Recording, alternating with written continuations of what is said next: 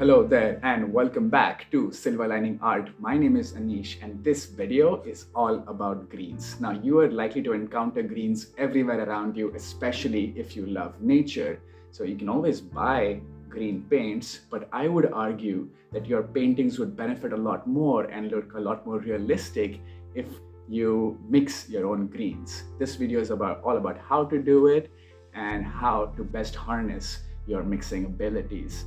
Let's take a look. So the first step is to see what colors you have. I have a cool yellow, a warm yellow, a cool blue, a warm blue, and a red to neutralize it, but I don't think we'll really use the red at all. So mixing greens is not just about putting the yellow and the blue together.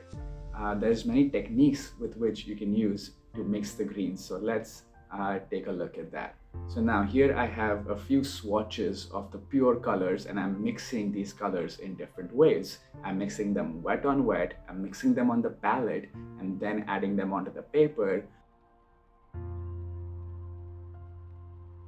I'm also letting these two circles blend and see how different shades of green are possible with different ratios of yellow and blue. And then I'm also doing wet on dry, where I put a color, let it dry, and then put the other color over it. And then because of the transparency of the watercolor, you can see these together. I think the most important principle to understand here is that the yellow and the blue don't mix together and create a new green pigment. They remain as yellow and blue. It just tricks our brain. When these two pigments are next to each other, we think of it as a green. We see a green, but there is no new pigment. There's no new green pigment formed. So now that we have mixed some of our greens, let's make a painting with it. This painting, I am going to paint a cabbage. Now this one is actually a white cabbage. This is what you can find in the winters here in Switzerland, but the one I'm painting is more of a green cabbage, and cabbages, they often remind me of freshness. And so I am going to use the combination of cool yellow and cool blue, and you'll see how we make this whole painting of a cabbage, very realistic looking painting with just these two colors.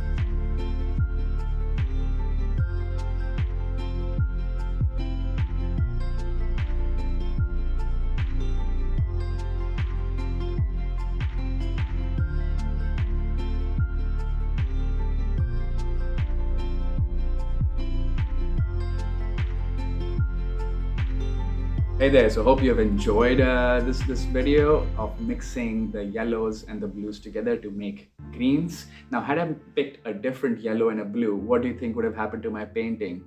I think my painting would have been fine. It would have been decent either way, because the composition, the values, and the confidence matters so much more than the exact pigment of color you pick. If that is the case, then why am I making this video and why is this important?